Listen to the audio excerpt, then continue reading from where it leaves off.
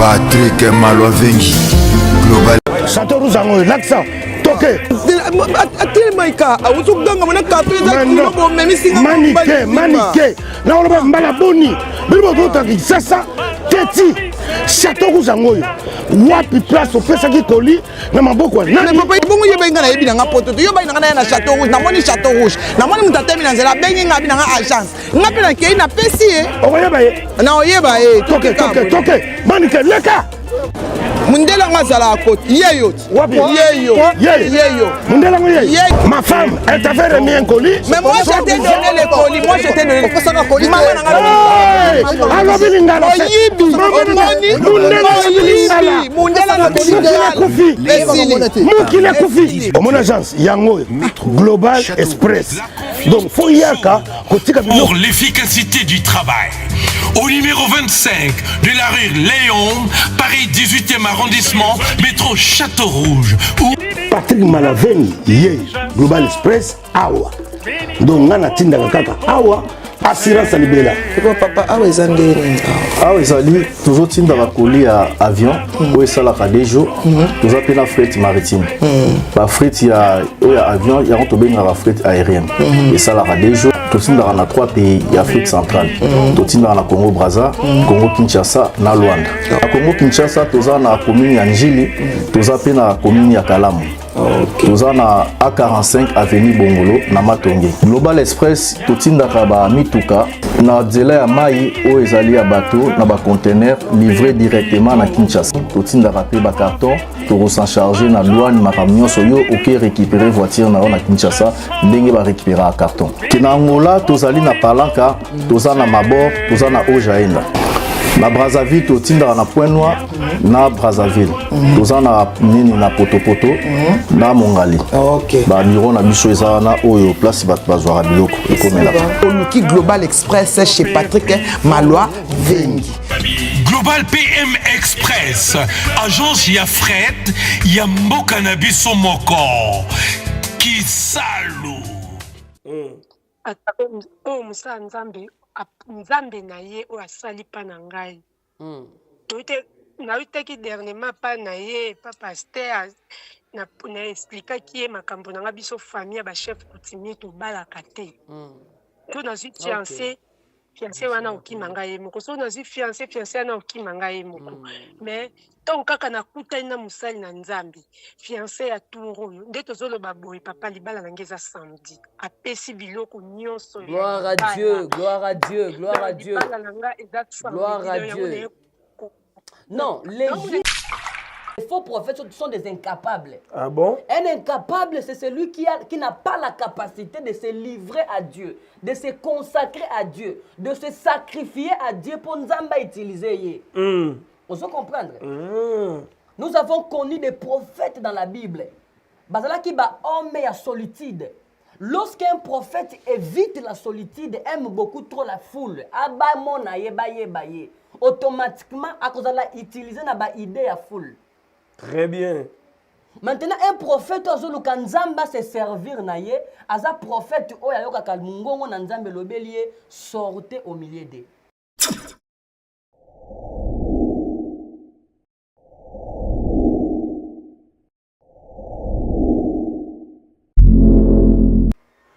Grand merci, mesdames et messieurs, très chers amis téléspectateurs, vous nous captez à travers le monde sur notre antenne.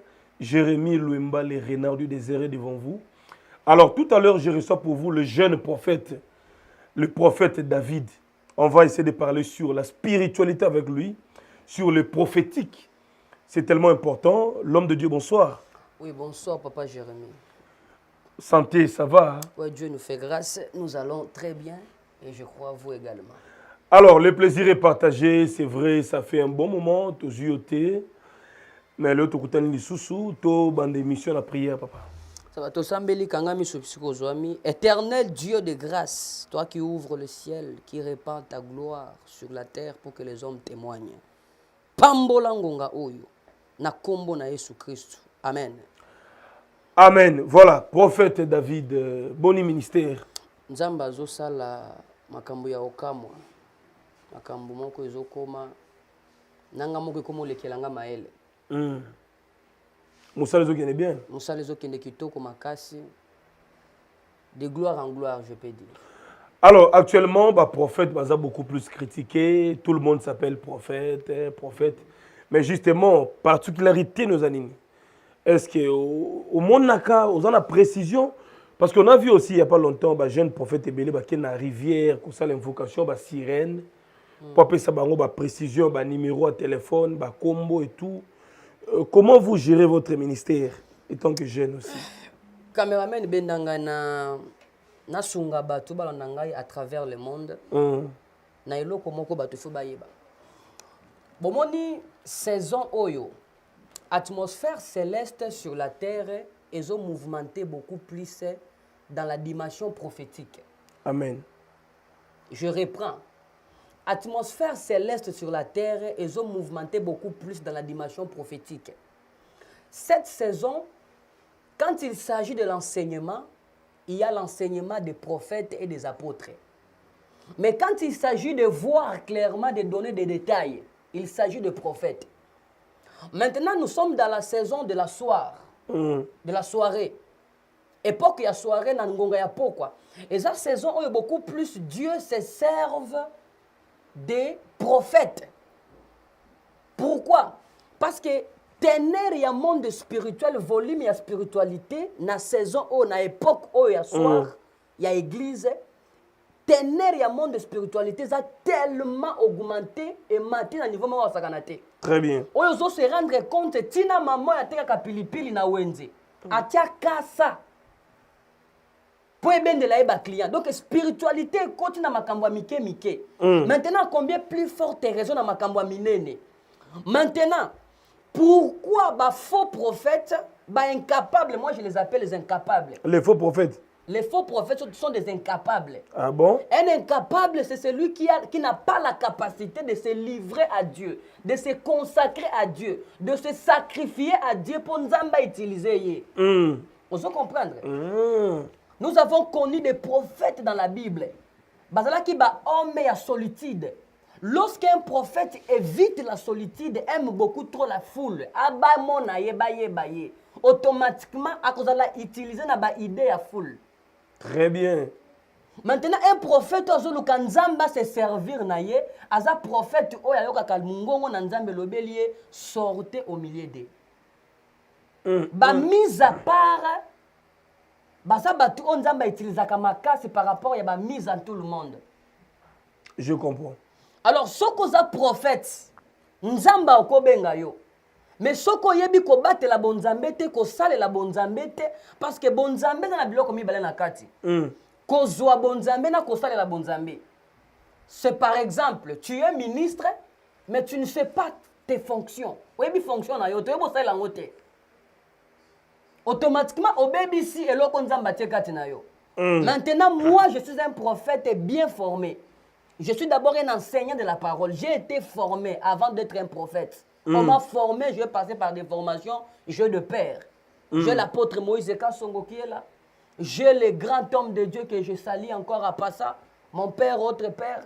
Je suis un enfant de père. Les prophètes Benjamin Lubumbashi. Je vois. Les prophètes Solution. Très bien. Donc je suis un enfant qui a été bien préparé par le père. Mais justement, est-ce que pour moi, on a une précision? C'est ça le grand débat aujourd'hui. Moi, je ne suis pas seulement un voyant. Moi, je suis un prophète. Moi, je ne suis pas un voyant. Moi, je suis un prophète. Ok. On a prophétisé Siko du Corona. Tenga ko exposer ngate. Té. Na ko exposer au té. Mais na ngina lo belo ko moko tu sala. Oui. OK. Hello dans tout ça. Nzama meminga na téléphone na yo. Eza na mutu moko outi ko benga vanga na kota na studio. Oui. Mutu ana pesi adresse ya place toza. Bien sûr, on a bengi parce que na umeli ato na ebisi a région na place. Mais nazaki na yote. Si. Alors, prophète David, c'est vrai, nazana bande komo bazawa. Balba na nga fallait ba témoigner, ba benga yo, bo solola. OK. Fallait ba témoigner. On va tenter d'abord de les appeler, hein, toi, qui bazapé en ligne parce que batongo pe bazaromona abenga qui ngai na benga babenga ngai na ça. En fait bosolo là au prière pour na bango, il fallait ba témoigner. OK, gloire à Dieu. Quelque chose comme ça. OK. Je vais tenter de les appeler. Entre-temps, tout ça déjà dans le mois de juin. L'année est comme une millier au fait. Bato ba prier, musupe bazo mon appel au boko nzambete. Beaucoup sont découragés. Tu peux leur dire quoi aussi? Na kolobela bato bazo sambela nzambe bazo zwa oui, ndeko zalaka wana oui, loba. Soko zo sambela nzambe ozo expérimenter le boko na yete, c'est qu'il y a quelque chose ils ont bloqué nzambe asalela yo. Si. Et la chose c'est le péché. Moi je suis un prédicateur de la repentance et un prédicateur de la grâce. Oui. Donc chez moi, si tu as la vie de péché, je vais prier pour toi, mais je vais te dire que le Seigneur me montre tu as une grande destinée, mais tu as une vie de péché que tu dois abandonner. Si tu n'abandonnes pas les péchés, yoko taka boîte de nuit. Ozalaka na mibali ya bato, basi ya bato. Osalaka makambo epesa kombo nzambe lokumu te. Mais ozoluka nzamba pambola ya fungola, c'est impossible. Parce que les choses de Dieu sont saintes. Et Dieu ne peut jamais prendre une chose qui est propre, les déposer sur une terre qui est aride. Sur une terre qui n'est pas bien conçue pour recevoir cela. Yo ce mon avion atterrir na piste ba fieza. Jamais. Au sopi ba fille à carburant na piste d'atterrissage, avion payé atterrir. Et comme ça nini? Et comme ça la crash bombe bêta. C'est la même chose, sauf que vie piste la vie na weza mabe. Miracle quoi atterrir te. Oh. C'est ça. Donc bato ba bon là d'abord mitema. Ata idi na bala seku ya ko sambela yo esimba te. Il faut na mutema. Motema. Yozo lukanzamba fungelo mariage pour prouver ba voisin. Ah. Alors c'est vrai, nous sommes en direct tous au Sindeko. Allô? Oui, allô papa, bonjour. Bonjour maman. Yo benga kinga ipona likamba témoignage. Nazana prophète David Awa. Bon, nous sommes en direct au Kolobani. Ah papa, merci premièrement. OK. Na ye couper sa témoignage nanga parce que onzambe asalelinga. Asalelinga papa. Onzanga même na malobo koloba. Ndongo zomona nga na vanza wa. Papa na bala. Babala nga na mbongo na kota libala papa. 5 ans de mariage na mobile. 5 ans de mariage na mobile. Allô?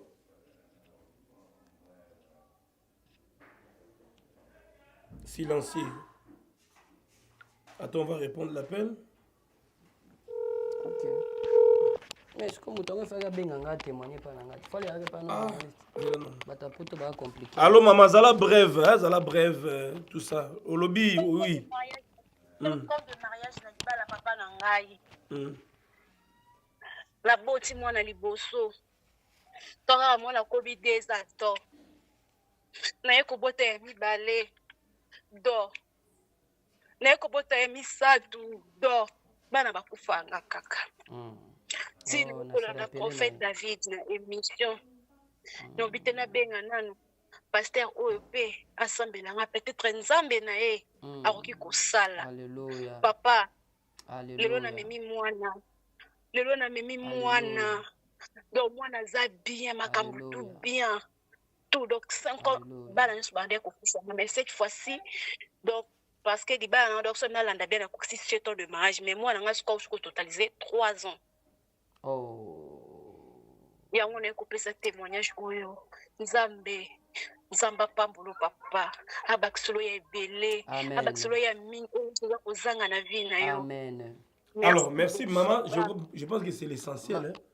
Maman pendant que Zoloba. Oui papa nazolanda. Pendant que Zoloba, nazomona mwana mususu azoya déjà. Nzambe olakisa na zemi. Amen papa ya solo. Ya solo papa na ça fait déjà 2 jours yango ozo sentir col ezo bouger. Oui. Col nete fungwama. Yes. Osimbaka libumu na sambela. Éternel Dieu de grâce, j'impose ma main de loin. Au nom de Jésus, n'arrêtez complication nyonso na zemi oyo. Avortement nyonso ya kindoki. Nazang sango makoki au nom de Jésus. Amen. Amen. Je suis vraiment content. Oui. Et ça l'a biso bien. Moto amoni le boko na nzambe pe andemi ko témoigner.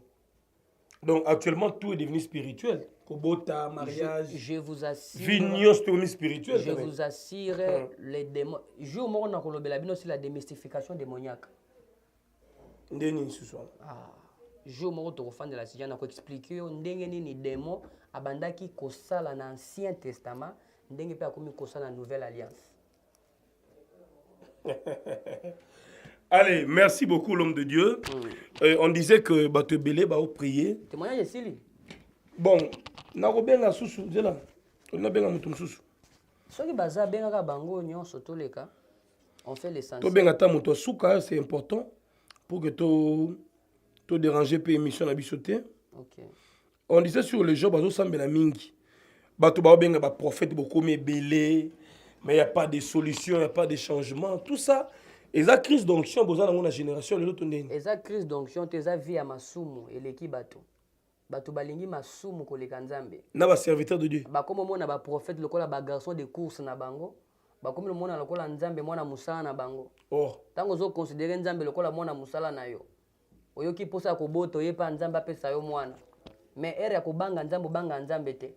Nzamba ngo asalema kaka pona yo. Nzamba za nzambe mawa. Bino nde ba serviteur onction za soutenir na ba serviteur te nzamba kambo onction te bongo oyo mama oyo a témoigner awa. Onction ngo utaki wapi? Allons Ndeko. Oui, allô. Oui. Tozo ko Ndeko. Papa, naza na sengo moko na motema na nga nayebi te so naloba nini. Oyo mosala nzambe na ye oyo asali mpa na ngai. Nautaki dernièrement mpa na ye pa paster na explikaki ye makambo na nga biso famille ya bachef coutumier tobalaka te. To nazwi fiancé wana okima ngai ye moko. So nazwi fiancé wana okima ngai ye moko. Mais ntongo kaka nakutani na mosali na nzambe fiancé ya tour oyo nde tozoloba boye papa libala na ngai eza samedi apesi biloko nyonso. Gloire à Dieu, gloire à Dieu, gloire à Dieu. Gloire à Dieu. Non, les justes vivront par la foi. Nzamba pambolo mwana ngai benga ngai après émission je crois na numéro na ngai. Benga ngai après émission na sambela pona libala non. Vous savez, les justes vivront par la foi. La Bible déclare, ils l'ont vaincu à cause de paroles de leur témoignage et à cause du sang de l'agneau. Bien-aimé dans le Seigneur, Jésus-Christ agit et il agit jusqu'ici. Il agit.